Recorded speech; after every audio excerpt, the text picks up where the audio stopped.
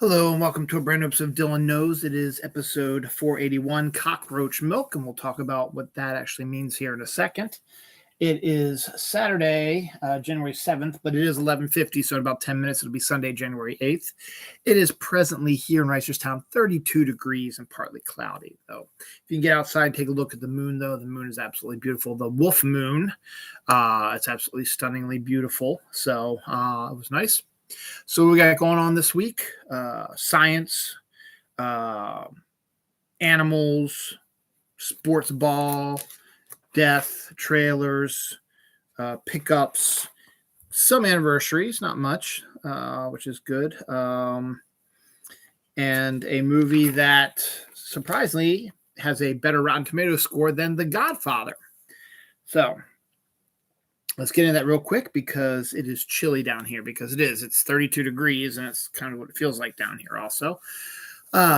It's been the longest 4-day week ever.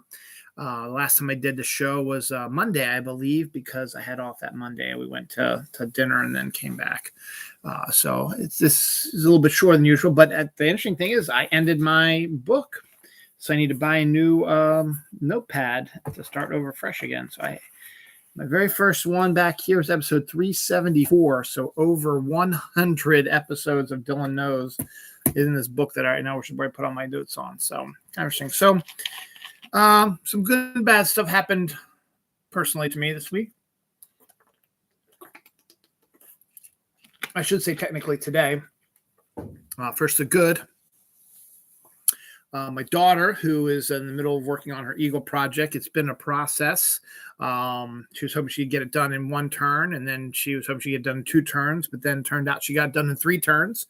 So she's officially done her Eagle project, which is great. Well, almost. She's got to set the benches up, but she needs the help of her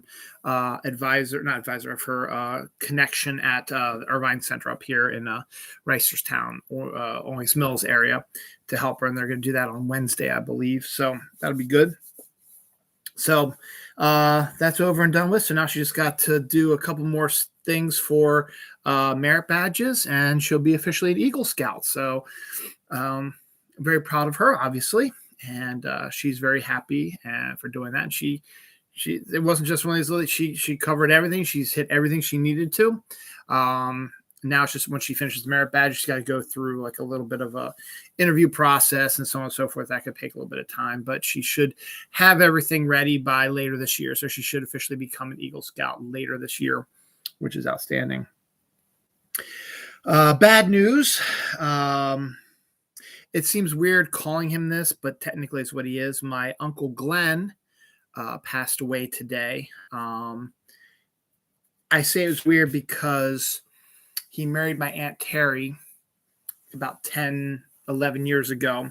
So I was already a father and married and stuff like that myself. So when you think of uncles and aunts and stuff like that, you tend to think about, the ones that were there when you were growing up. Like my Uncle Philip and my Aunt Jane and all that. Those are ones that have been around since I've been a baby. Glenn popped into my life, as I said, about 10, 11 years ago when he started dating my Aunt Terry. And Aunt Terry is my godmother. And so they got along really well, and they got married and in Virginia. And it was an interesting one because I remember it because my daughter, I guess, was in kindergarten or first grade, and they have these like every student gets to take home like the class stuffed animal or something like that. And you do stuff with the stuffed animal, take pictures with the stuffed animal and do all kinds of stuff with it. And then you show it off in class when you come back over the weekend. And so we happened to be at my at Glenn and Terry's wedding. So she got a picture of them holding the stuffed animal dressed in their wedding outfits, wedding gear. So that was kind of cool. He helped train helper dogs and had one that my kids absolutely love called Boris. And Boris passed away about a couple years ago. And then he had another one, which I'd only seen a couple times. Last time I saw him, I think, was 4th of July when we had everybody up for that. And then they had moved out of Virginia down and down to Florida because Glenn's mother had lived down there, and Glenn's mother passed away, I think, sometime last year. And then started getting emails from my dad back in December that said that Glenn was having some issues with pain and his legs and kind of stuff like that. And then he had a stroke when he was in the hospital with that stuff. And so he was on life support and stuff like that. And so the doctors explained to my Aunt Terry what was going on, and that it probably wouldn't be conducive to keep him on the ventilators and stuff like that, because he wasn't going to get any better. And so my Aunt Terry made the decision to, horrible thing to say, but to pull the plug. And she did today, apparently around 9 a.m. today, Saturday the 7th. So my Uncle Glenn died. So I feel for my Aunt Terry. And as I said, it sounds weird calling him Uncle Glenn because I've known him since I was a grown up, but that's who he was. He married my aunt. So that's to you, Glenn. I don't really have a lot of memories of Glenn. The dog stuff and his wedding. But Glenn was, nice guy.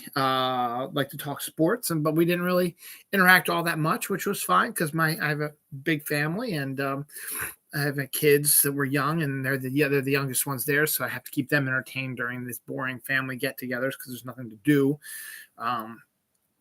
I feel bad for that, so that's why I helped him out. And it didn't help when my uncle when my cousin John died of COVID in 2020. He was the one that was really the one that would hang out with them, and I was able to talk to my family members while John kept them occupied. But we already went through all that already. But yeah, so my Uncle Glenn passed away today due to a stroke.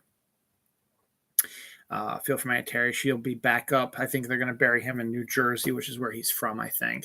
So she'll probably be up here soon, and maybe we'll see her or whatever. I'm not sure. So kind of sad. But not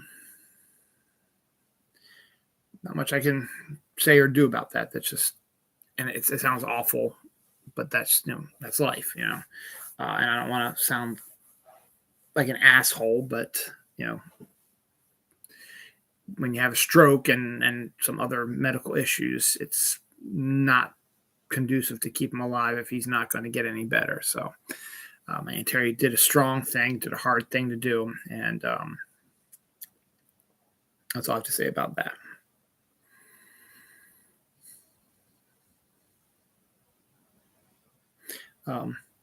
Skipping ahead now. Some good news on the Wednesday front. It was expected that a season 2 was going to be officially announced, but this week started the rumor that there would be a season 2, but it's going to be shifting over to Prime. But that turned out not to be true, as Netflix announced this week officially that Wednesday will get a season 2 on Netflix. So much for the going to Prime stuff. On Monday Night Football, because I did the show early enough, and then I went to have dinner with my dad, I think, and then it was Monday Night Football. Monday Night Football this week was the Cincinnati Bengals versus the Buffalo Bills, which was a game we wanted to keep in mind, because if the Bengals lost, it would set up a showdown between the Ravens and the Bengals on Sunday to see the winner. That would be the winner of our division. The loser would be the wild card. That's the Bengals lost. The Bengals won. The Bengals would be the AFC North champions, and the Ravens would be the wild card. But a terrible accident happened, which 2023 has started off as a whole bunch of terrible accidents. The Jeremy Renner thing, which we'll get into a little bit later into the show, which I talked about last week. But there's been updates for it. And anyway, so it was early in the first quarter. The Bengals were up 7-3, I believe. And T. Higgins, who is the Bengals, I think, wide receiver or tight end or something like that, was throwing the ball, and he was tackled by a Buffalo Bills player. I have his name here somewhere. I forget what his name is. Damar. I forget his name. It's Damar something.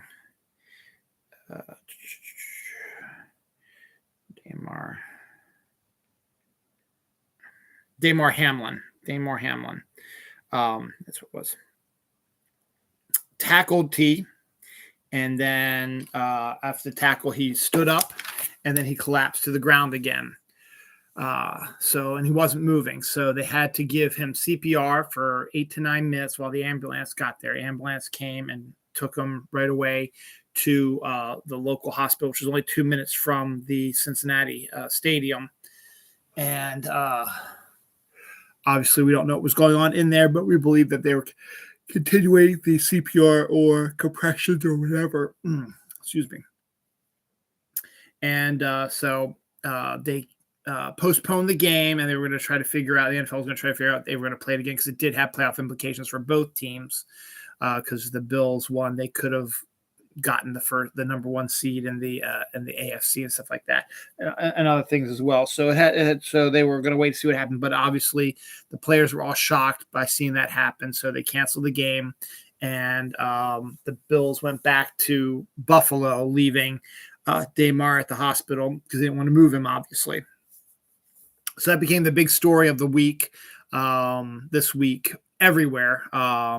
Damar had a Kickstarter set up for giving toys to young kids, and his goal was $2,500. By the time all of this was over and done with, he had $7 million in his Kickstarter to help these kids.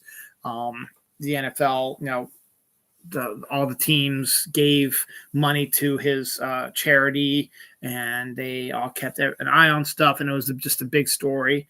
And he progressively has gotten better. We found out he had a cardiac arrest on the field, and they had to help him with his breathing, but he was slowly recovering. So he got his breathing back, and then they took the tubes out, and then he woke up, and then he was able to have a Zoom meeting with his team on Friday.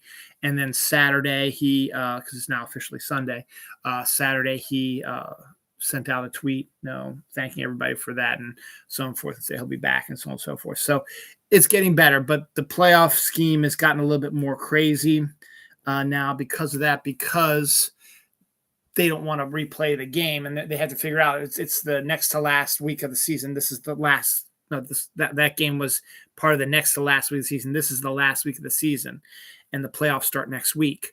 So they were trying to figure out what they should do. They said, should we move the playoffs back a week, and have them play the game next weekend?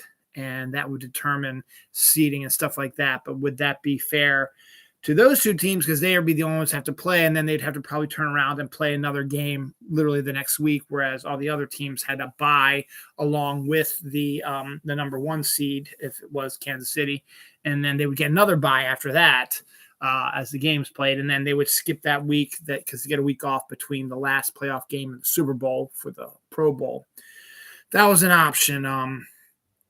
Another option was, what was some of the options that were thrown out there? That it would end in a tie for both teams, and that would set up the seeding a little bit easier to set up the seeding for them. But in the end, it wasn't a tie. It was a postponed game. So the NFL officially canceled the game, so it will never be played. They said Buffalo and Cincinnati will end the season with a 16-game record, depending on their outcomes on today's games. As I said, the Bengals play the Ravens, and the Bills play the Patriots, I believe.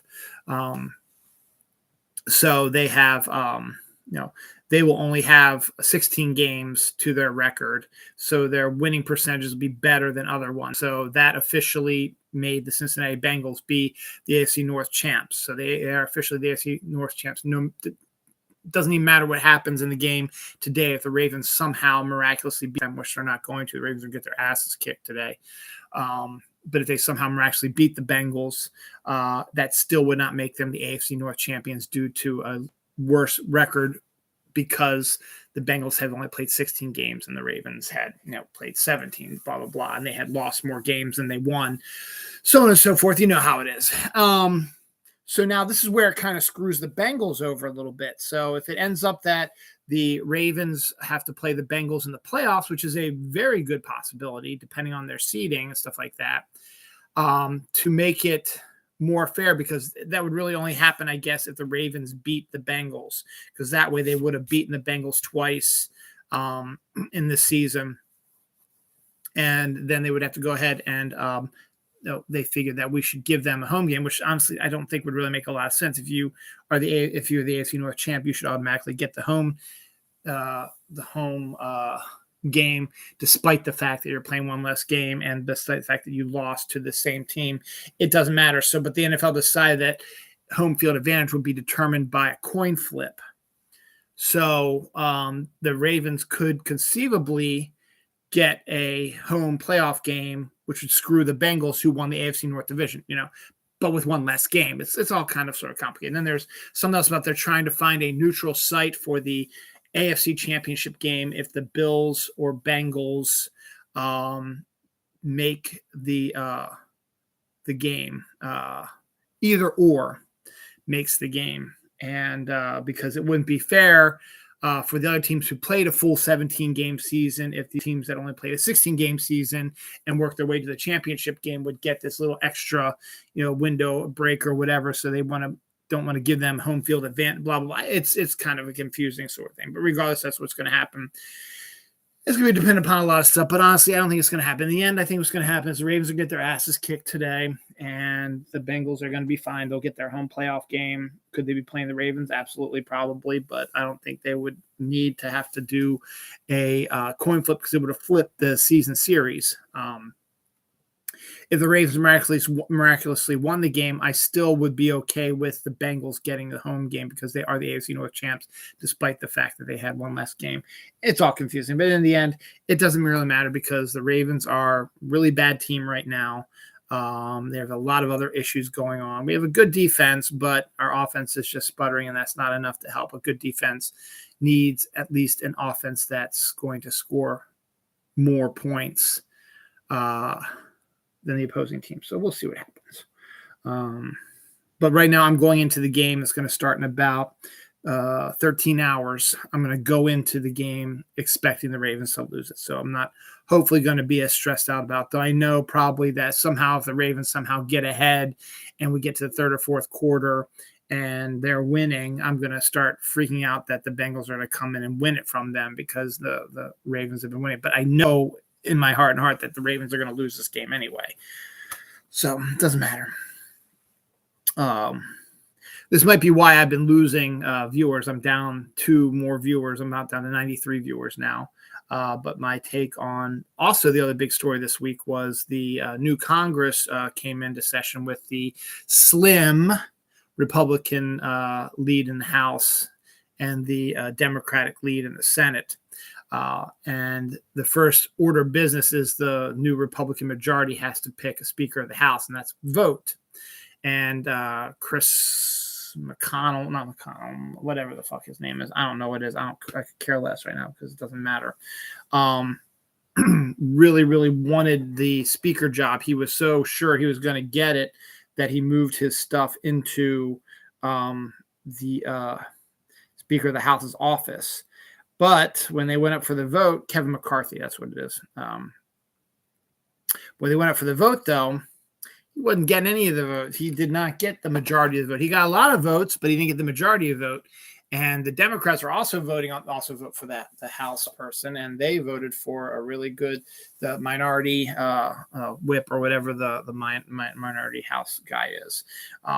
And they voted again and again and again, and they never had a clear-cut choice, because the really right-wing extreme maggot Trumper asshole fucks did not like Kevin McCarthy, and they wanted more concessions from him so they can destroy our government even more. And he was giving some up, but he hadn't been doing that as much. But now, after 15 tries, which has never happened in the history of the United States, they finally voted him in. But he conceded to a ton of stuff, basically giving the House to the fucking maggot pieces of shit insurrectionists who should not be in there anyway because they helped try to take over the government and they should be killed or jailed or whatever. They should not be. They're fucking traitors to our country and deserve to be treated as such.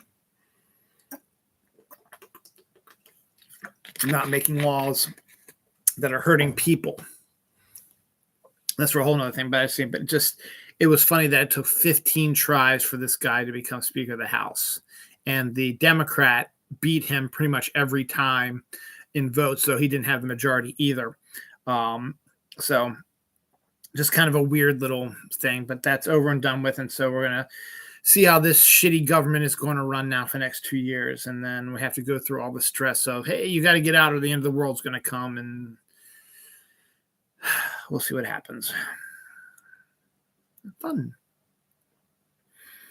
Edward Norton, who's from Columbia, Maryland, discovered this week that he is related to the real life Pocahontas, not the one you see in the Disney ones, but the actual historical one, which is kind of interesting. So, dude is from Columbia, Maryland, so it's kind of cool. It's like his 12th grandmother or something like that.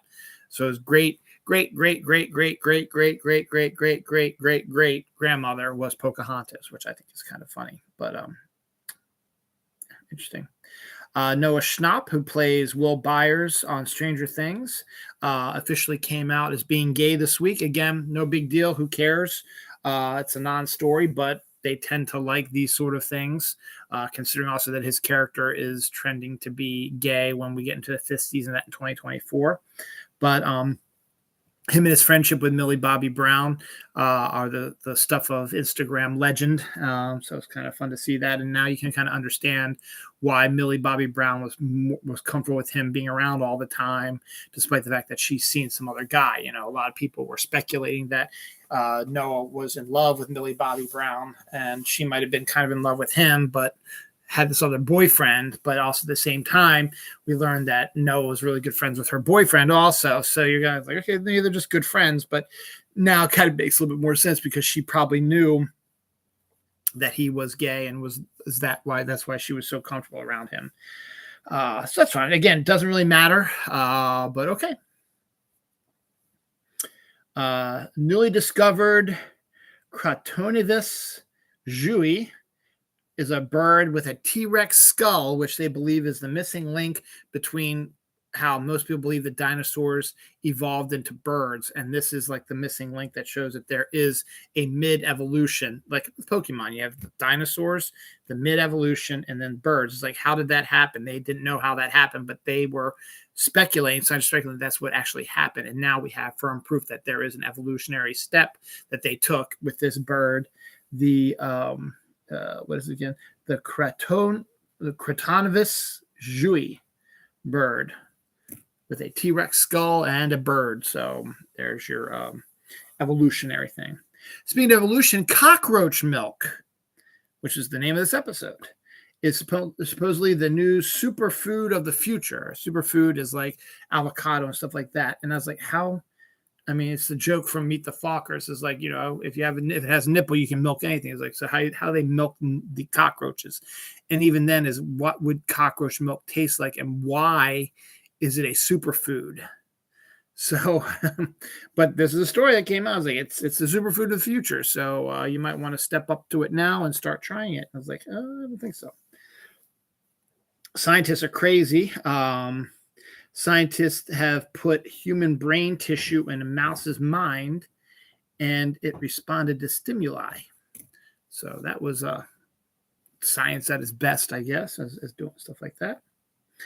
Some crazy animal stories. First up, a cunning crow steals someone's credit card and tries to access it on the ATM. It was watching how they did it and assumed that they could do it as well and stole the credit card and tried to get money out, but obviously it didn't work. But it's kind of interesting that kind of happened. And then a dog kept pushing kids into a river, then going in to save them so that he would get steak treats, that the parents wouldn't see him push them into the water. They just see him rescuing them and think, oh, what a good dog. Here, have some steak. So he did it more often. It makes sense. If you're getting rewarded for doing something like that, why not go ahead and do it? Now, the only thing that made me think about is like, how did he realize that that's how it works? Did he accidentally hit a kid into the water, pulled him out, and then when he got the steak, ooh, if I keep doing that, maybe they'll keep getting me steak? Or was it deliberate on him going to do this? And then it's like, maybe I should probably help him out. And I did. He was expecting a treatment. I don't know. Kind of interesting. Mega Millions is at 1.1 billion. We just went through this with the Powerball back in, I guess, November. And I had my conversation with myself, which I haven't done, I know, in over a month, but I haven't had the time because of the holidays. I'm going to try to squeeze some more in because Scout stuff is starting to get back on track again. So I'm going to have more free time to do that sort of stuff. So I'll be able to try to figure that out. And free weekends, like next weekend, my family's going to be gone most of the day Saturday, snow tubing. And I will not be able to do anything on Sunday because I had a family thing, but I could probably do some version of conversation myself and this show on Saturday.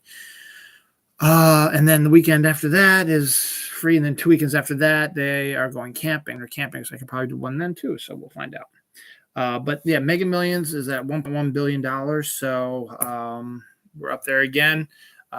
Is there going to be another conspiracy thing that comes out? I don't know. So we'll see.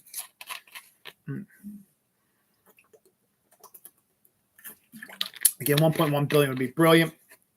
But obviously, if you take the cash option, you only get like 800 million, but that's still not, something to sneeze at. And I think I mentioned this on the conversation myself where I talked about this.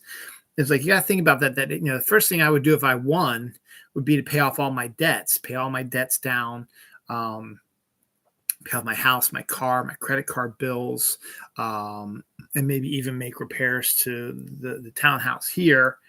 And all that would not even be close to $1 million. It'd be like $500,000 or something like that. It'd be like $500,000. But all that would be done. The house would be repaired. All our debts would be paid off.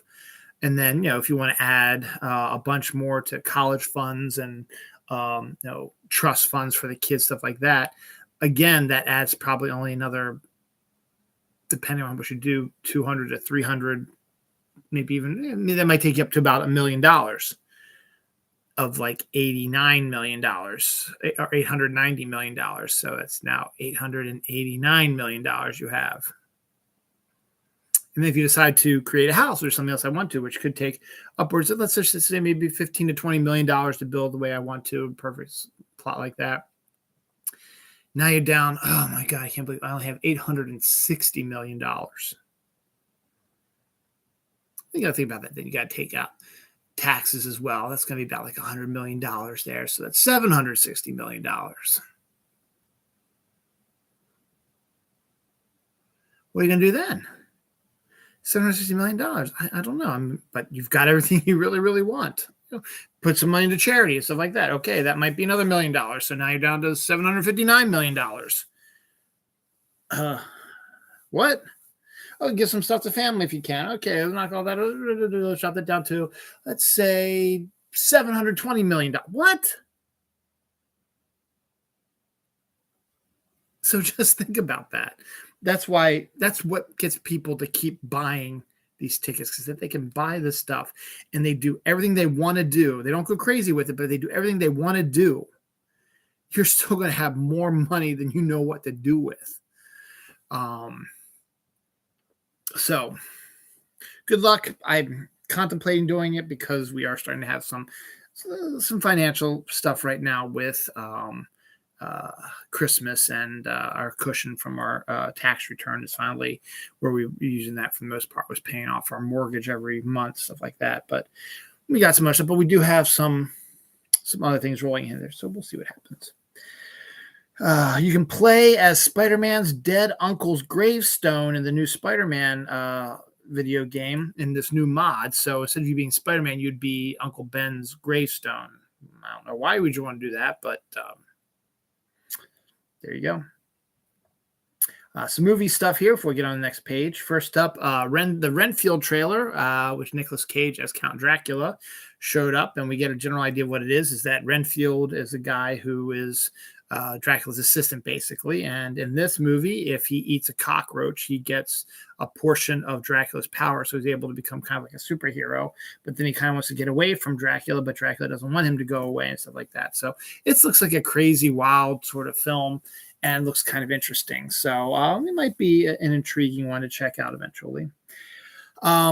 This movie, Megan, which came out this week about the robot girl, killer robot doll girl, sort of a Chucky but female version of it, came in second this week, but it has a 98% on Rotten Tomatoes, which is better than The Godfather and all the MCU movies.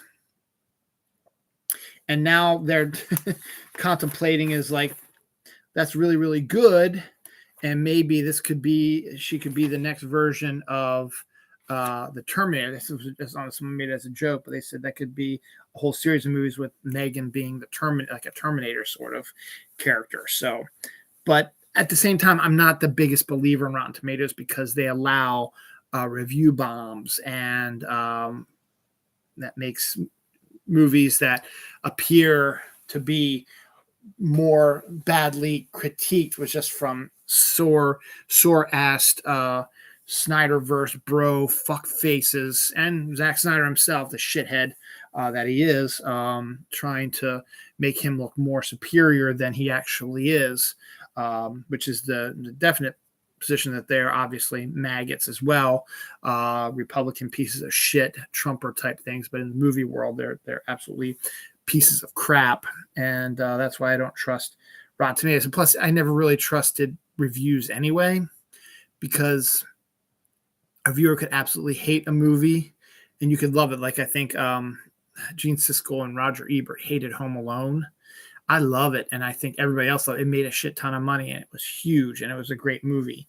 And so, no, it doesn't matter. So people put a little bit too much stock into the Rotten Tomato stuff. They make it seem like, well, this movie got a higher Rotten Tomato thing, so it must be a better movie. No, from perspective, it's a better movie. This fucking Megan movie about a fucking killer robot is not fucking better than the fucking Godfather or a lot of the fucking MCU movies.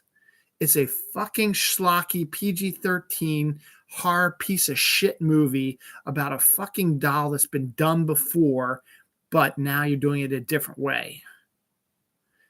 And it's just 98% because, hey, no one went in with this expectations. They weren't expecting Citizen Kane, which has a even lower version of Rotten Tomatoes schedule, and it's considered to be one of the best movies of all time. Same with Gone with the Wind and Casablanca.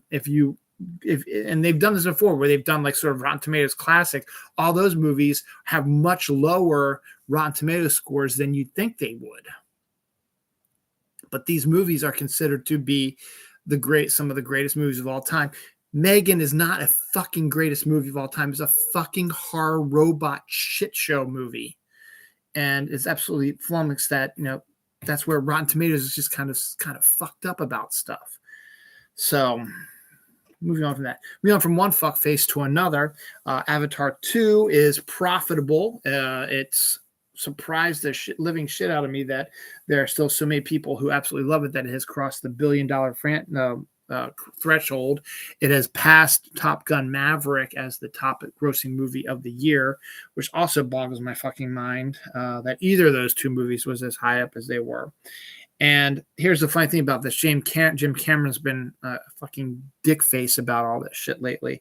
And now he's coming on like, all of a sudden he's like, well, Avatar 2 is profitable. So he says now he's going to be forced to finish the series. No one's forcing you to do anything, asshole. You're the one who wanted to make like 20 Avatar movies, and then you complain that, Marvel keeps doing the same thing. You're fucking stealing stuff from Dances with Wolves and Avatar the Last Airbender, because your third Avatar movie is about a fire clan, which was in Avatar the Last Airbender. God, I wonder where you got your idea from, you piece of shit. You're not better than anybody. And another reason why you're making so much money is because you're fucking sending everybody to this 3D bullshit. I'm totally flummoxed that the movie has made as much money as it has. But then all of a sudden, that's what he wants. So now he comes out and says, well, I guess I have to finish the series now. And it's not joking. He's totally serious. I don't think he wants to keep making Avatar movies, despite the fact they said he's going to. I mean, earlier this year when he was talking about it, I was like, he might find somebody else to direct the other ones, because I think he wants to do some other stuff. But now he's just like, oh, fine. I guess I have to do other ones. You've been talking nonstop about this bullshit forever. So shut the fuck up, you piece of shit. You made your bed in this. Why are you're claiming how great Avatar stuff is, and all of a sudden, now that it's profitable, you're like, oh shit, I got to make more of these. But you were saying you were going to do that anyway, and you were mentioning, as I said earlier this year, you're like, maybe I'll get early last year, I'll get somebody else to direct the other ones. What's the point? Apparently the Face Off sequel is still getting a lot of talk about that, and supposedly the rumor now is that it could focus on the children of the two main characters, Sean Archer and Castor Troy. So I don't know if it just seems like a bad idea to try to do a sequel to Face Off, because what are you going to do? Have them face off again? We've seen it. It's done. Why would you do it again? Are you going to have one be a man and a woman? Would that be the new twist? Whatever. Anyway, Glass Onion is doing still really well on Netflix. So people now are talking about what they want to see in a third Benoit Blanc movie. And the consensus now seems to be is like they want to see a Muppet version of a Knives Out Benoit. I shouldn't say that, because a Muppet version of a Benoit Blanc movie.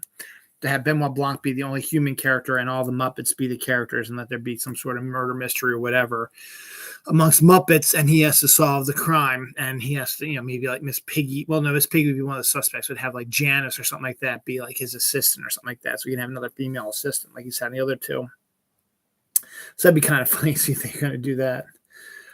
Dune 2 has finished production, and we learn also that they have cast Tim Blake Nelson, who's going to have himself quite a year in the next couple of years, in a role that has not been announced yet. So that's kind of interesting to see about that.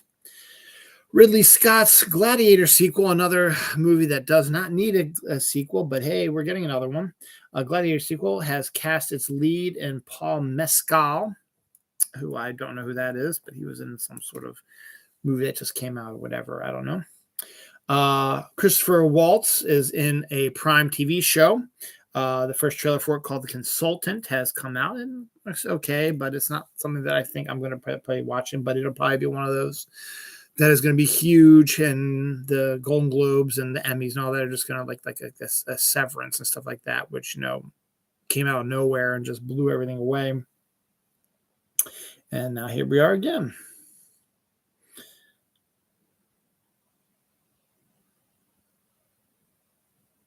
Oh yeah, General Relativity for Babies was a children's book for baby's book, which talks about general relativity, the science. And it's hilarious seeing him trying to break down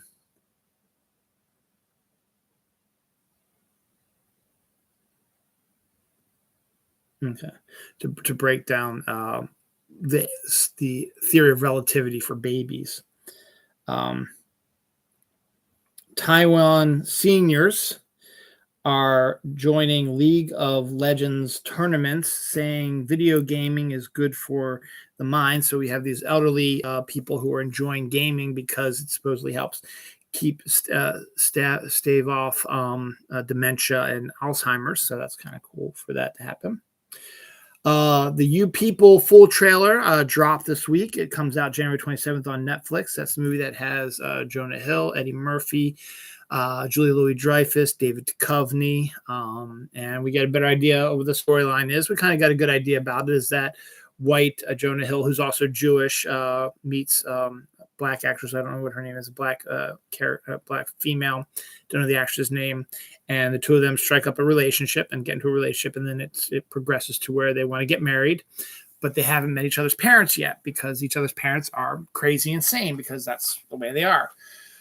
So Jonah Hill goes to meet the parents of his fiance, and they're played by Eddie Murphy, and I forget who the actress is.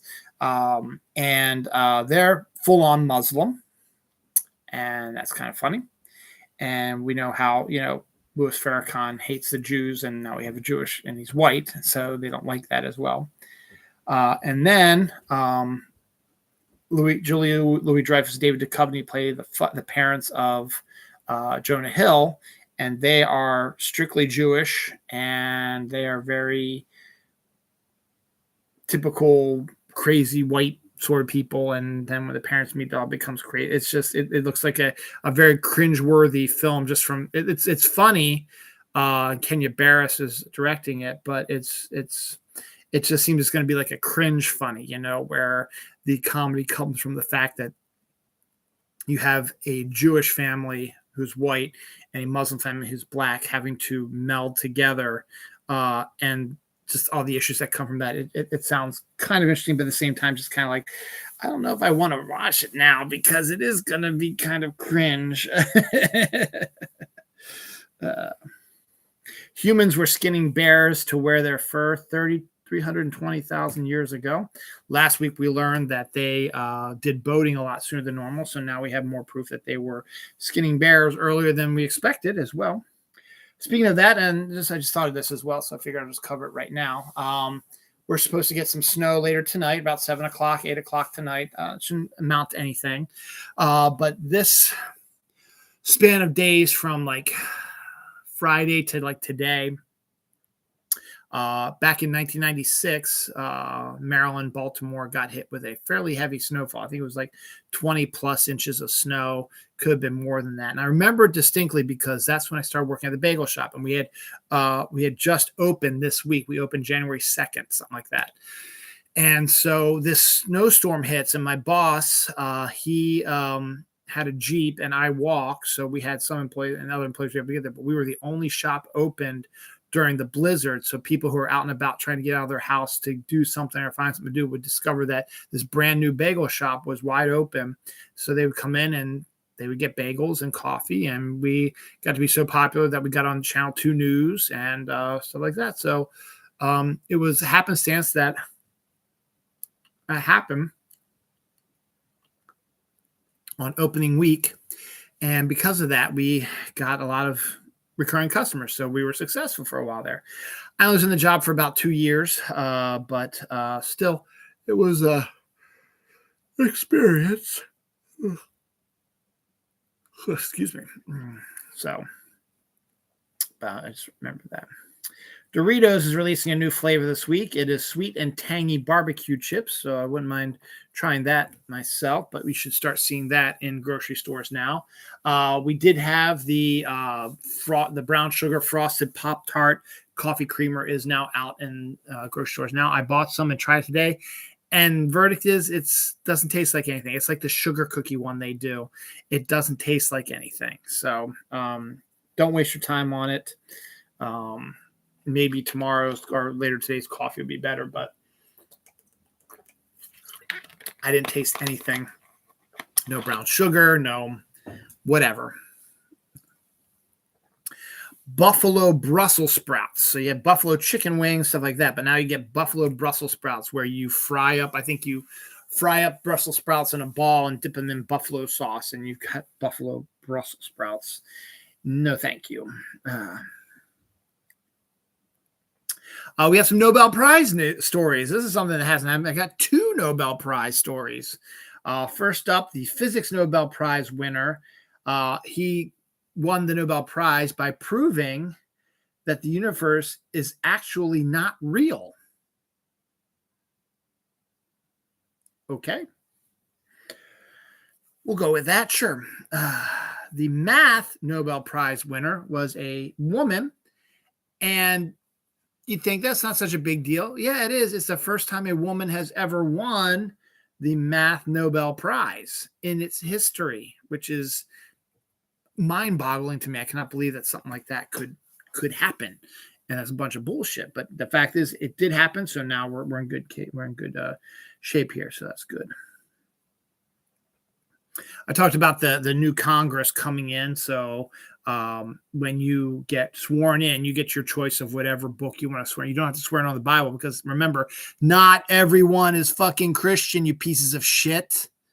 It's okay for them to do it any way they want to. If they want to do it over the Torah or any of the other religious books, or they want to do it over a novel or whatever. It doesn't matter. You don't have to do it in front of God, blah, blah, blah. So there's this one new freshman, I believe, House of Representative coming in who's a comic book geek. And Steve Jeppe my former boss, has given his collection to the Library of Congress. And Library of Congress opens up their doors for the incoming congressman to use any book that they want for their thing. He decided that he wanted to use Steve Jeppe's copy of Superman #1. The original Superman #1 from the 1930s. He wanted to use that. It's worth $5 million. And he was able to use that to get sworn in on, which I think is freaking hilarious and awesome. So you go, dude. There it is.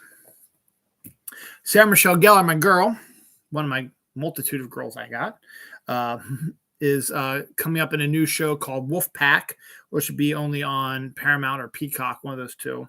Paramount, I think.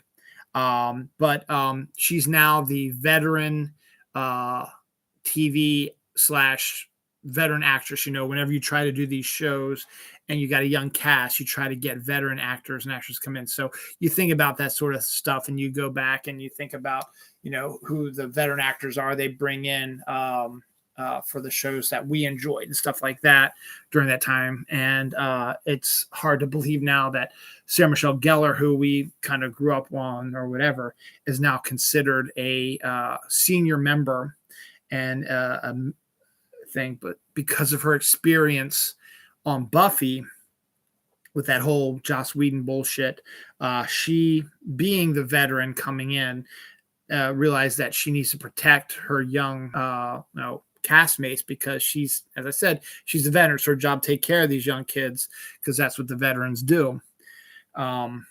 So she set up some sort of system or something to help protect these young actors from any potential Joss Whedon-esque sort of escapades that could occur while they're making this show. I think they finished filming the first season. So obviously it's working, but if they have upcoming other seasons and they get new people coming in, or some of the people that have working there become assholes again, she will have a system in place that they won't be affected by it. So good on her. Another reason why she's really great. Another great actress, Deborah Jo Rupp, from that 70s show and that 90s show on January 19th. Is reprising her role from WandaVision on Agatha. Now, the Agatha series is getting to have an outstanding cast and also a good recurring cast from WandaVision to be kind of a direct sequel to WandaVision, which is great. So it's always going to be good to see Deborah Jo Rupp back in any type of show, and it'll be great to see what she plans on doing and what the whole thing. So Agatha is getting me really kind of excited about what they're going to offer us. So I think it's going to be good. And you can't go wrong with Catherine Hahn as well. So, and Aubrey Plaza as well. It's just outstanding. Such a great, I cannot wait for that one. That's really become up there. Has become one of my favorite soon to be shows. Speaking of WandaVision and Wanda herself, Elizabeth Olsen, I should say her sister, one of the Olsen twins, Ashley Olsen, actually got married this week.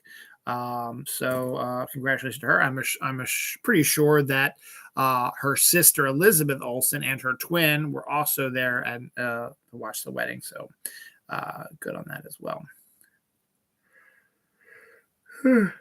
If you played Pokemon as a kid, your brain may be different, is a new scientific study right now.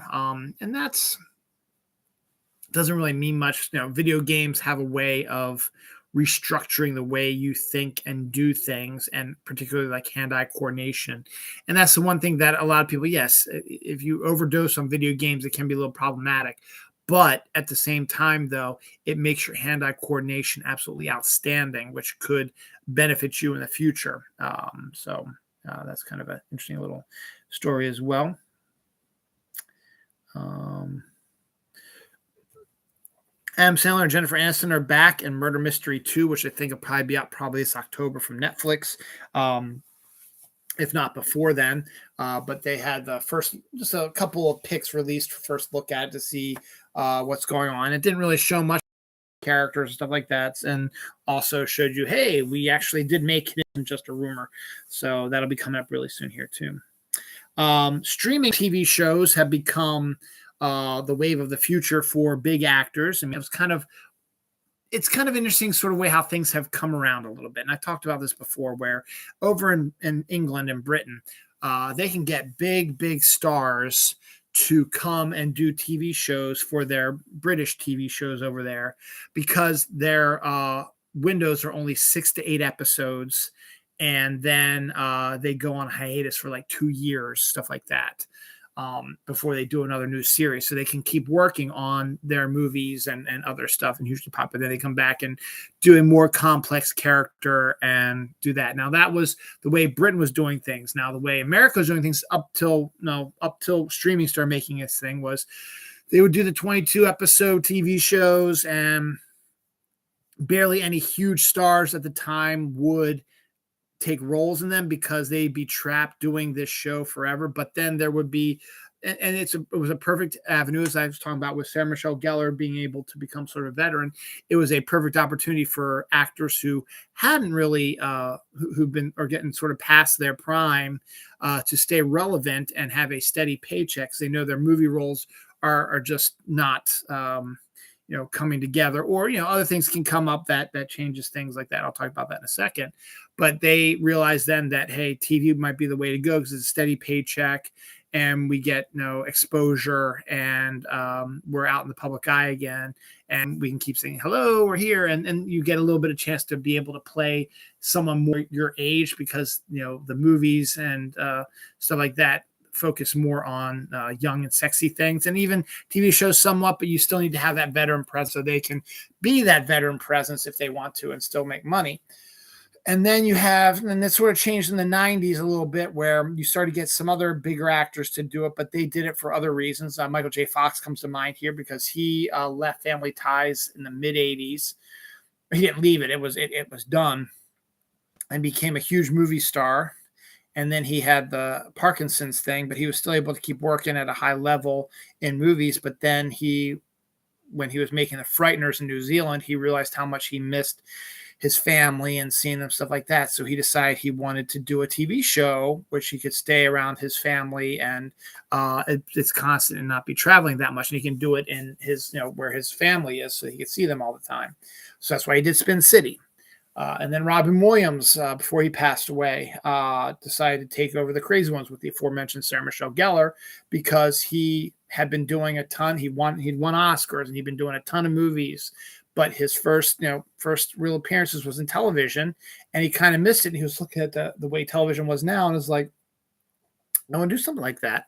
So he teamed up with David E. Kelly, and they did The Crazy Ones. Now, it didn't quite work. I personally have a way that we could have fixed it, but that's in my dream alternate reality Dylan self, which I'm not going to talk about here. And yes, it consists. Never mind. Not even talk about that. SMG, Sarah Michelle Gellar and I being portraying a couple dating each other on the show, but that's besides the point. But it would make sense in the context of the show, regardless.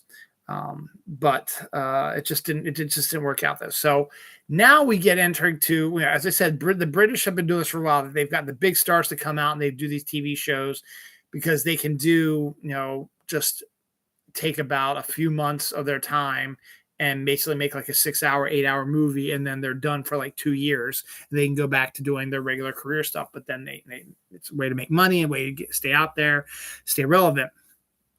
So the advent of streaming, where you don't have quite the you can do whatever you want, and you've got different takes, and network TV has specific things you have to, like they always do cop shows or doctor shows or rom-coms or sitcoms, stuff like that, where you can be a little bit more complicated on the streaming services, and that's where the actors come in. So Nicole Kidman has signed on to Taylor Sheridan's new CIA drama, Lioness. Now, Taylor Sheridan's hot right now with his Yellowstone series.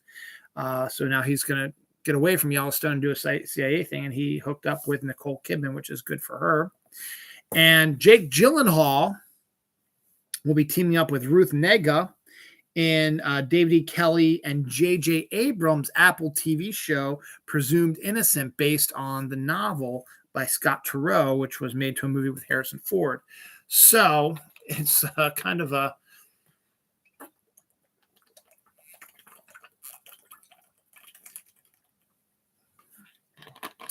weird little thing that now these kind of bigger stars. Now, Nicole Kidman probably fits more along lines of she's the veteran actress who hasn't been getting as many roles, and so she came out. But Jake Gyllenhaal being in a TV show that's by David E. Kelly and J.J. Abrams, that's insane.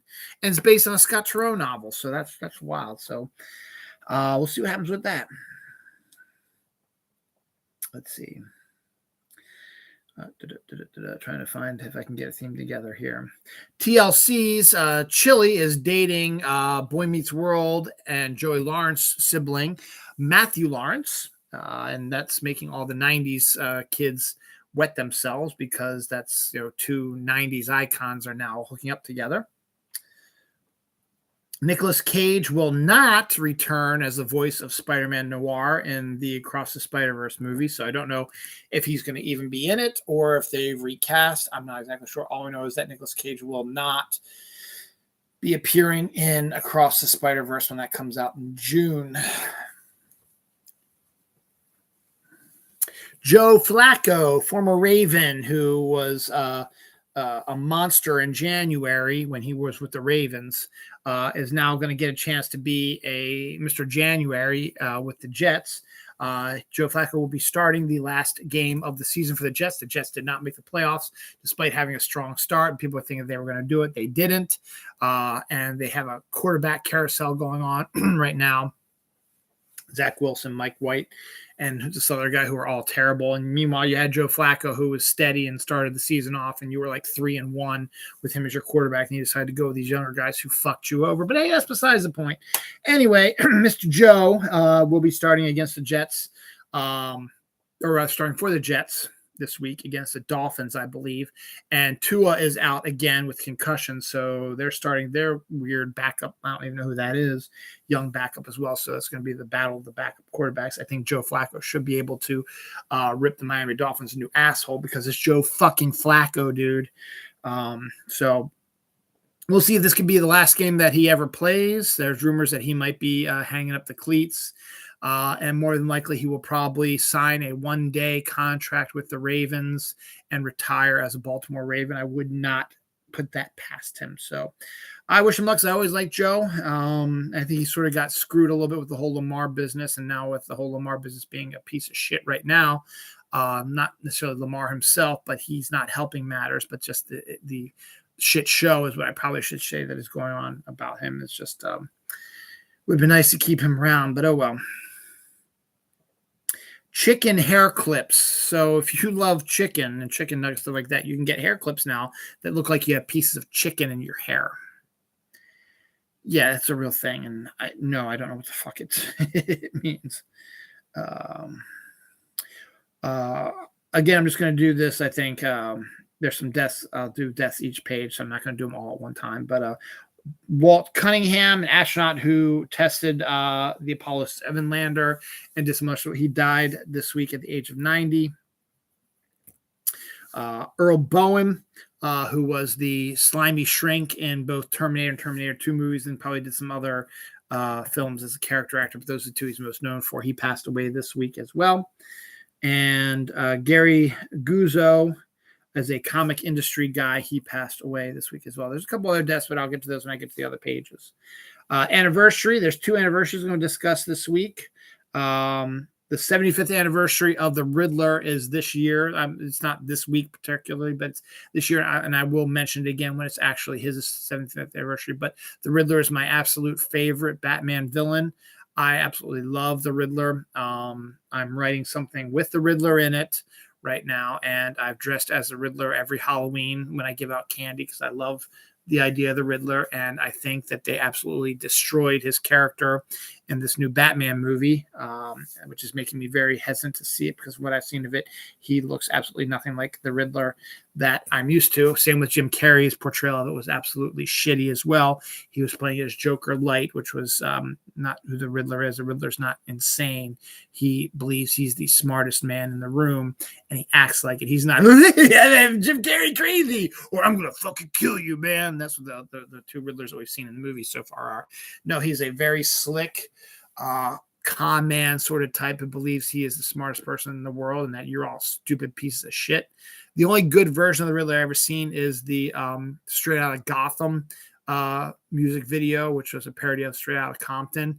That's the only good version of the Riddler I've ever seen. And also the Riddler was good in the Batman animated series, but that was a given because everything was better than Batman animated series. So those are all pretty good aspects of that as well. So yeah, so we'll be talking more about that. And when we get closer to the 70th anniversary of the Riddler, I'll probably put on my Riddler outfit and wear it for the 75th anniversary of the Riddler when the time comes. And the other anniversary is one of my favorite Star Trek series, Deep Space Nine. Now, Deep Space Nine gets overlooked because Next Generation was still going on when Deep Space Nine started. And then when Deep Space Nine ended, Voyager started up soon afterwards. So Deep Space Nine really did not have a time where they were the only Star Trek show on the air. And Deep Space Nine is very interesting because it was the first Star Trek series that did not take place on a starship. The writers wanted to try something different. So they set the show in a space station over a planet that had just undergone a civil war. And there was still a lot, and by a wormhole to another dimension that nobody's explored yet. And it became, for a lot of people, I find awful. They found it boring because they were stuck in the same spot, and you had to come up with ideas about the stuff. But that was where the drama was. You had the Civil War aftermath, and you had this new wormhole with new people coming in and visiting the space station all the time, and you had a African American captain who wasn't a captain the first couple seasons, and then became captain and finished out the majority of their seasons as a captain. And Avery Brooks was absolutely stunning as the captain. He was outstanding. Great cast in it as well. And you get a good variety of cast. You made you love the Ferengis. You have Odo, who was outstanding. You had Kira. You had new aliens. You even brought over Cole Meany from Star Trek Next Generation to sort of keep that sort of connection going. And you have Dr. Bashir. It was a great cast, outstanding cast. And the first few seasons were kind of slow as they were trying to find their voice. But the minute they got to around the third season and they decided they were going to do like an all-out war sort of thing going on and focus on stuff like that. And they also built a spaceship so they could actually do some Star Trekking, which I find was kind of a cop-out, but in the end, it helped with the storyline. Deep Space Nine became one of the absolute best shows. It was basically, if you wanted to do a comparison, it was basically Star Wars Clone Wars, the animated series. Deep Space Nine was Star Wars Clone Wars. The complex characters where not everything ended happily, and there were shades of gray and stuff like that. And it is outstanding. And if you have not watched Deep Space Nine, what is wrong with you? I really need to. Let me take a look if they have because that would be one I would buy. I'd probably do the same with the regular Next Generation, but this one I would definitely buy a complete set. Let me just check Amazon here. See, I'm not going to buy it right now, but let's see. Complete series Deep Space Nine complete series. There it is. Yep, the DVD Star Wars Deep Space Nine complete series, $81.44. They don't have a Blu-ray, but $81.44, that's a lot. But but it's worth it. It's a good thing. So I know it's out there. So if I ever want to get it, I probably can. So those are the anniversaries this week. New dwarf boa snake was found in the Ecuadorian Amazon. So we have a new snake species. An extinct giant Galapagos tortoise was found chilling alone on a remote volcanic island. So again, these animals that you believe are extinct are all of a sudden have been getting rediscovered years later. And you got to start wondering, like, were they ever actually extinct? I mean, they were obviously down to a few, but were they ever actually wiped off the face of the earth? Because how the hell did one survive, if they were completely wiped off the planet? They obviously weren't, but it's kind of neat to see that kind of stuff happens still. Mars crater has been found to be chock full of opal gemstones, which makes scientists believe that it was once a water and microbial area because of the opals in it as well. I don't know how that works out, but that's a science thing. In the supernatural aspect, a second giant humanoid was filmed on a hill in China. They showed the picture or Mexico Hill. There have been rumors for a long time that there were giants that lived on the earth before we were around, or the same time when we were around. And there have been, supposedly on these sort of channels that I follow here, there have been proof of, temples, so like that, having giant bones of creatures that were 9 feet, 10 feet tall. And stuff like that. And so supposedly this is the second picture of a giant humanoid on a mountaintop, and it looks like it could very well be a mountaintop, a giant on a mountaintop. But when you look at the picture, it just looks like a person standing on a mountaintop. It doesn't look like anyone's a giant. I mean, I guess when you look at it from perspective, maybe you do, but the picture itself just looks like it's a normal person sitting on top of an island or on top of a mountain. So I don't know, but I figure I'd do that because it's kind of interesting that it's a second picture in Mexico of a giant humanoid. Chinese scientists show off a laser which can write words in midair. So that's interesting. And Sonic has a steak and bacon grilled cheese sandwich, which sounds absolutely delightful. I got about 1.5 pages left here, so let's move on. The other anniversary we have this week is Night Court. Is 39 years old this week. The first episode of Night Court came out this week, 39 years ago. The new version of Night Court comes out in a couple weeks. I believe the 19th of November is the date for that. Or maybe that's a Thursday, I guess. Yes, that would be a Thursday. So yes, that would be there. So close to the anniversary, but not quite exactly where it's supposed to be. Jeremy Renner has taken, last week I told you he got into a snowplow incident, and the stories behind it were kind of muddied at the time, but it's now come clear that he was on his snowplow trying to clear stuff for his family to go to Nevada, and it hit something, whatever, fell over on him, slashed up his leg pretty good. He did not have a doctor, neighbor, like the story was. His family came out.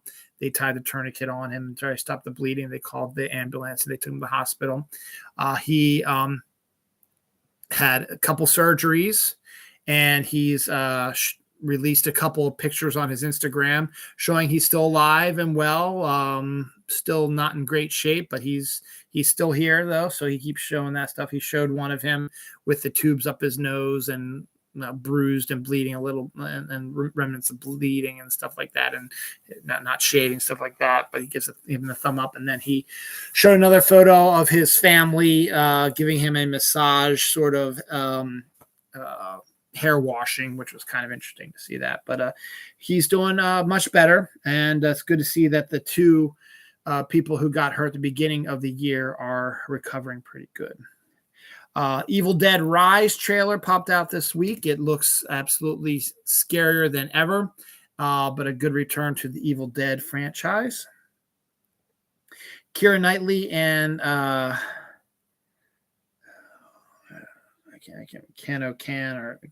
Connie Coon, something like that, are going to be in a Boston Strangler movie, and they've released the first sort of pictures from that.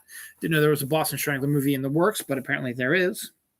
South American penis snake has been found in Florida. It's called a penis snake. It's after midnight, so it's actually right at 1:00. So it's okay for me to say South American penis snake has been discovered in Florida. Let me see if I can find the other penis story. Let me just see if it's on this page.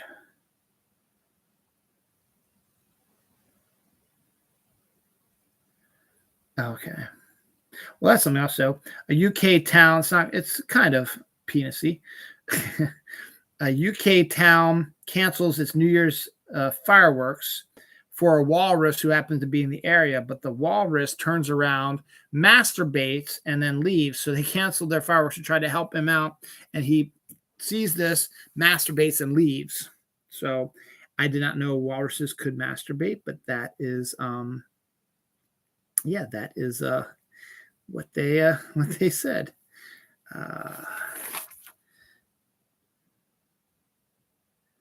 Because I know there's another one here. So see, it's on this page. Yes, here we go. Just because this is another penis thing. Professor thinks that the Loch Ness monster is actually a whale penis. It's not a whale penis, dude. Seriously, come the fuck on. Why the fuck would you believe it's a fucking penis? I don't know. So yes. So I think that's done with. No. Nude pickleball is also taking off. I didn't quite say the word penis, but there's a lot of penises probably hanging out in pickleball. And pickle could be no name for, anyway. So I don't know what pickleball is, but it seems to be the new trend now. But now nude pickleball seems to be the hot topic thing now. So, okay. Gran Turismo is they're making a movie of the video game, and I did not know that David Harbour was in it, but he is. But the first look at it has popped up in here, and it just it looks like a racing movie. Good for that, I guess. A Spanish teacher becomes addicted to Pokemon Scarlet and Violet after one of her students recommended it to her. I can actually see that because she hasn't done it lately, but she'll probably will pick it up again probably soon. But my wife has gotten the new Pokemon game. I think she plays Scarlet and my son plays Violet. But when my wife gets a new game, when she first starts playing it for like the first week or two, she plays it all the time. And since she was off all last week, not this past week, Christmas, between Christmas and New Year's, she would stay up till 3-4 in the morning playing this Pokemon game. So that makes sense, and that just makes sense. Michael Giacchino, who is a composer for movies and a writer for movies. He directed his first mini film with the Marvel Werewolf by Night Halloween special. They liked that so much that a film company has decided to give him his directorial debut, which will be a remake of the movie Them, which is about giant ants. So that'd be kind of interesting to see how that goes about. History of the World Part 2. I haven't heard any updates about that until this week. It is going to be a streaming TV show. We're finally going to get the sequel to History of the World. Mel Brooks is involved since he's still alive and kicking. The first behind-the-scenes photos of that have popped up on here, and it looks like it's going to be done as we expect it to be. It's just sort of it's going to be a TV series, but it's going to be a bunch of random. Like one episode is going to be about the 1970s, and one's going to be about this and that, stuff like that. So it looks like that's how they're going to be doing this stuff. So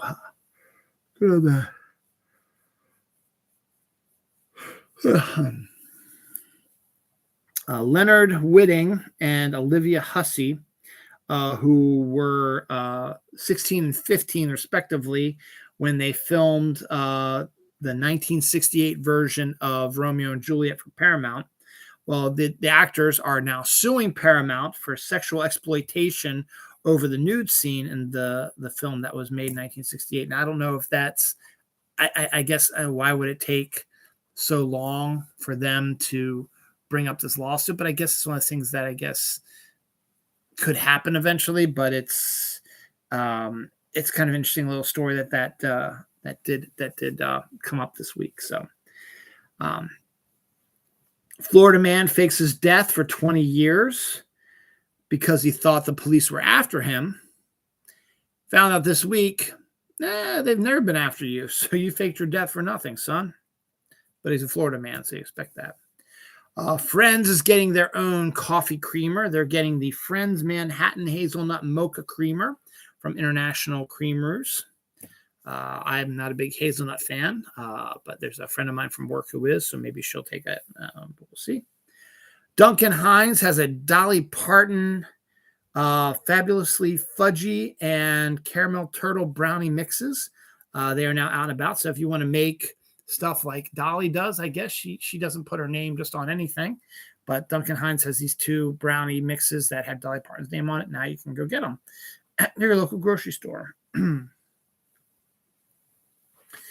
I think world's oldest pants were discovered this week and were 3,000 years old. They say the pants were done amazing, and it was a very well constructed pair of pants. So, okay. Scientists have created an ultra white paint that reflects 95.5% of the sun's heat and rays. So it's a way to keep things cool. Because when you have white usually reflects it back out to the sun, but now this reflects it even more so.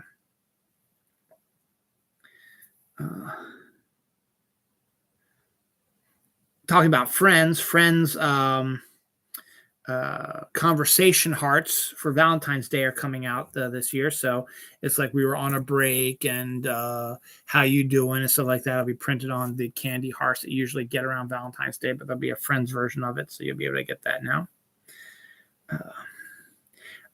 We have a new world record bird.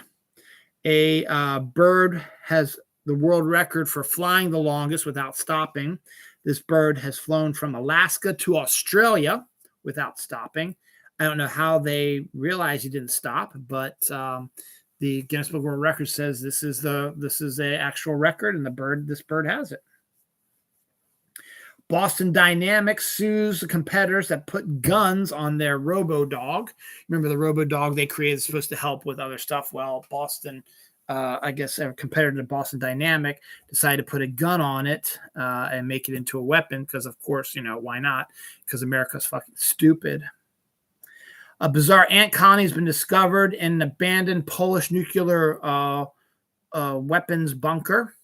So they are acting a little bit weirder than normal, but that could be due to the radiation levels and also evolution due to those radiation levels, which in turn could lead to Michael Giaccone's film Them About Giant Ants being a realistic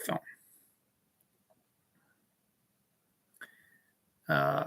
World's oldest shipwreck has been discovered in the Black Sea, a 2,400-year-old Odysseus ship. So in the Black Sea, the oldest shipwreck of all time has been discovered. So that's pretty impressive. A 2,400-year-old ship has been discovered in the bottom of the Black Sea. That's something you take a look at, which is really kind of neat. Camera catches a raccoon trying to catch snowflakes. It's always cute to see those types of sort of things. Tracy Ellis Ross is joining Eddie Murphy and his Amazon Prime Christmas movie Candy Cane Lane. I'm getting more excited about that because they create a whole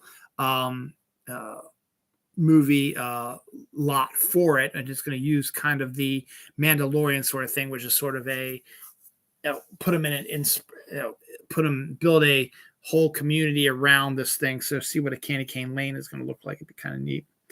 Fruity Pebbles and Cocoa Pebbles, which are the really tiny cereal that when you put milk in it, they get really soggy, but they're pretty good tasting. I like that. Well, now you might not have to worry about that anymore. They now have a new cereal out called the Crunchies, Fruity Pebbles Crunchies and Cocoa Pebbles Crunchies, which are now much bigger than the usual Cocoa Pebbles, stuff like that, and probably don't get as soggy as the other ones. So now if you don't like your soggy stuff, you can get it now. Flaming hot tangy chili fusion Cheetos is a new Cheetos flavor coming out here very soon. A friend of mine from work went to BJ's and she discovered peanut butter cup flavored peanuts. And she let me try some of them. And my God, they are so good. They are absolutely wonderful. I do not have a BJ's membership anymore, but she said next time she goes, she'll buy me a bag of it. So that's awesome. The key to happiness could very well be butter, according to scientists, data states. And I can believe it because I've been checking out some new recipes that I might want to try in the next year to try to mix up our dinner, stuff like that. And everyone I've seen throws like sticks of butter into their crock pots with their food to make sort of this creamy sort of buttery sort of flavor thing. So it doesn't surprise me so much that that's what it is. But I've never been a real big butter person. Now my mom has, and my son has because he was, my mom babysat him for a year and a half while we were at work. So he has a connection with his grandmother. So I figured maybe that's why he kind of likes it too. Sherlock creator has said it's time for Benedict Cumberbatch and Martin Freeman to return for a new series of Sherlock Holmes. It's been forever since they've both been involved with Marvel Cinematic Universe stuff, and Martin Freeman's been involved with The Hobbit, so they've been kind of busy doing stuff, and their characters still haven't met in the MCU, which would be outstanding. I wish that would happen soon. But the creators like, yeah, we need to do another Sherlock series. Excuse me. So we'll see what happens with that. Nothing has been obviously set in stone, but the creator says we need to do another one. So he's trying to get them to free up their schedule so they can do that. Kaleidoscope is your new favorite Netflix film, and it's taking a unique look at stuff. It's an 8-episode series about just a simple sort of heist. It's a heist show. But the gimmick is that the episode titles are colors, and each episode takes place at a different time frame, and the white one is the one where the actual heist happens. Now, apparently there's a mini episode before you watch all this called the black episode, which says this is how you can watch it in any order that you want, just as long as white, the heist one, is the last one you watch. So, there's like an episode that's like 24 years ago, and there's one that's like day after heist, and there's one that's like 3 weeks before heist, and then 7 years ago, and, stuff like that. And so they basically say you can mix and match them any way you want to. And they recommend you watch the heist last, but I don't think you have to. And so people have been posting how they've been watching the series. And so there's this one guy that came up and said, here's some ways you can watch if you want to. Here's the Quentin Tarantino way of doing it. Here is the according to the colors of the rainbow way of doing it. And here's the way to do it in chronological order. You can do it in any order you want to. So you could do like the 24 years ago is the first episode, and then you could do day after heist, and then you can do 3 weeks after heist, and then you can do 7 years ago, and then you can do day before heist, and it would be easy to understand apparently. So that might be something that I might check out eventually when you can decide how you watch the shows. You don't have to watch it the way it's done. Another way is that the way it's shown, how they release the episodes. When they dumped them on Netflix, they didn't put them in any order. They just went, boom, there you go. You can watch them in that order too. So we'll see what happens. So it's become kind of interesting, and it's interesting seeing people post how they watched it, stuff like that. And then, of course, this means like there is no bad way to watch it. So there isn't. So some deaths here. Chris Ledsman, who is a Simpsons music editor, died at the age of 64 this week. Ken Bloom or Bluth or something like that was a pro rally driver and Hunyan founder, dies in a snowmobile accident this week. James Buster Conley, I guess, Dave and Buster co-founder, died this week at the age of 72. When I do the deaths, I really need to write down the names properly so I can give them proper reverence. Assassin's Creed live action show loses its showrunner Jeb Stewart. So that doesn't always mean that there's troubles in paradise, but there might be something wrong with it. HBO Max series Generations that was removed by HBO Max goes to Tubi. It's about high school sex. So Tubi's going to do that. People are pissed at Netflix. They canceled $18.99 after one season. So the fan base is screaming and trying to get it back up and trying to get like some other streaming service to do it because they want to continue watching the show. But it underperformed, I think, for Netflix, and they've got a lot of big stuff coming up, movies and TV shows that are making more ratings and cost more money. They're going to do that as well. Megan Fox will be playing a deadly AI robot mom in the movie Subservience. So we haven't seen Megan Fox in really anything in a while, except for Machine Gun Kelly.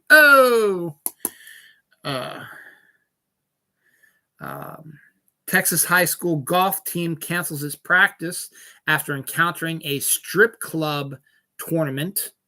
So the local strip club had a golf tournament, and the high school kids stumbled upon it, and they said, nope, we're out. Black Panther 2, Wakanda Forever will hit Disney Plus on February 1st. Originally, it was supposed to hit January 17th, 19th, something like that.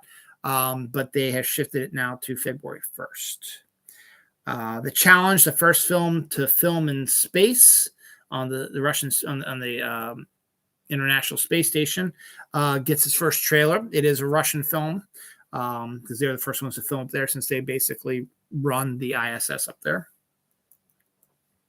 Tim Miller, who directed the original Deadpool, has been tapped to film the reshoots of Eli Roth's Borderlands film based on the video game with Cate Blanchett and Jamie Lee Curtis.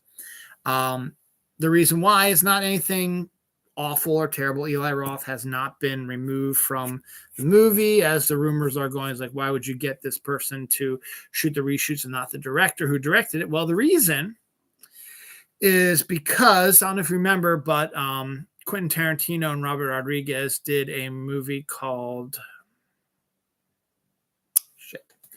let me get this down here. I should have written this down because I knew I was going to talk about this.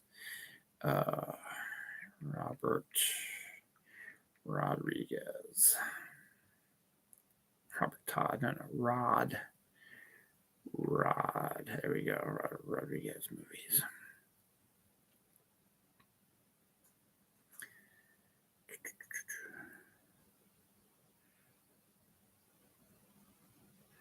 Well, Planet Taylor, but part of what? Grindhouse. That's what it was. Grindhouse. They made a movie. Quentin Tarantino and Robert Rodriguez teamed up to make a movie called Grindhouse, where they both made two like hour-long movies that were done the Grindhouse style, which is what they grew up on, which is sort of like the exploitative stuff. And to get that Grindhouse feel, they got some of their buddies to make trailers for fake movies, and they made trailers for fake movies, stuff like that. One of which, Robert Rodriguez made one called Machete Kills, based on the character that he had in Spy Kids, and that turned into an actual series of films. But one of them that drew a lot of people's attention was Eli Roth did a movie called Thanksgiving, which was a horror film set on Thanksgiving. You know, you have the one about Halloween, the Christmas one, horror films like that. Said there's never really Eli Roth has never been any really good Thanksgiving horror film. So he made a trailer for a horror film called Thanksgiving, and people saw it and they absolutely lost their freaking minds. So they said, we need to see an actual Thanksgiving movie. Now, Grindhouse was like almost 10 plus years ago. And now finally Eli Roth is like, you know what? I think I do want to kind of make this Thanksgiving horror film. So in order to make the film and make it sure it hits in time for Thanksgiving of this year, he has to start filming it soon. And he can't be dealing with reshoots on this Borderlands film as he's prepping for this movie. So he tapped his friend Tim Miller with the studio's permission and he's going to film the reshoots. And Eli Roth will probably edit it, or he'll have his editor edit it, and then he'll have the final cut on as he preps the Thanksgiving movie. Last few deaths we have is Lou Mooser is a comic book writer who I don't really remember. He said he wrote comics in the 90s. I don't remember much about him, but he died this week. Gary Bullock, Twin Peaks, Fire Walk with Me, Sheriff. He died in April, but no one knew about it till now, so I just figured I'd bring it up now. And Uchi Nwana died at the age of 38. He played for the Jacksonville Jaguars. Don't know how he died. And finally, the final story this week, a man invents a robot suit that lets his snake walk with legs. So basically the snake goes on this little platform thing and he can control it, I guess, and it's walking. So a snake is actually walking. I think that's kind of neat. A lot of people are like, oh my God, no. What are you talking about? All right, ladies and gentlemen, let's do the Dennis Miller. Another notebook. Finished. I got to pick up a new one here before next week's show. Look, this is all my Dylan Knows notes. You really can't see them, but these are all my Dylan Knows notes. Starting all the way back with episode 374. It was named Generic Halloween Episode. Just real quick, it was, Sean Connery passed away.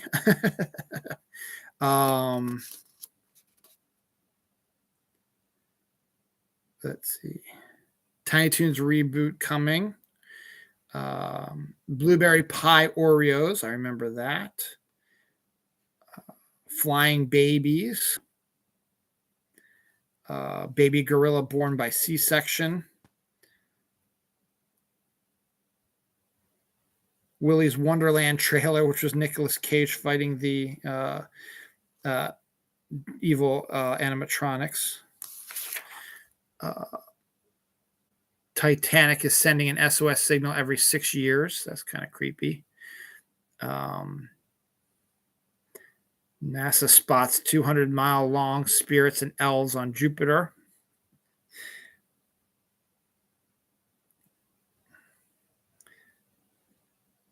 I thought this is just crazy. Saved by the Bell trailer, the new version of it. Hey, Duncan Hines had the honey mega cookie, holiday hut mega cookie came out. So I'm just looking at this. This is from 374. So I would assume this was Halloween 374, 100 plus days. So it was 100 weeks. So it's been 2 years, I think. I guess this was 2020. I guess I started this in 2020. Or this could be 2021, actually. I think this might have been because 2022 just passed. So this might have been Halloween 2022 or 2021. I think it was. Krampus Knocked in America, David Prowse, Lord of the Rings, Disney News, episode 380. So that was D23 stuff. Yeah, there's my D20. Yeah, this was 2021. Yeah. So, wow. So there's 2021, all of 2022, and the first couple of 2023 were in this video. Wow. So I got a whole, that's all it is. This is all Dylan Knows stuff. So this is done. Brand new notebook next week. So that's really about it. So next week I should probably be, I thought I might be able to do a conversation with myself, but now I think about it, I'll probably just be chilling by myself on Saturday while they're snow tubing. And then I'll just do the show on Saturday night. So be careful tonight. Later tonight's supposed to snow up here in our area. So we'll see if that actually does happen. And after tonight, next weekend, the playoffs start for the NFL. So that should be interesting. And that's all I really got to say about that. So I'm out of here. 2023, still not as bad as the other couple of years, but you're starting off a little rough here. Let's try to chill out a little bit, okay? And again, rest in peace, Uncle Glenn, and take care of yourself, Aunt Terry. If you can have some thoughts from my family in this hard time, particularly for my Aunt Terry, it would be very helpful. Thanks again, guys. All right, bye.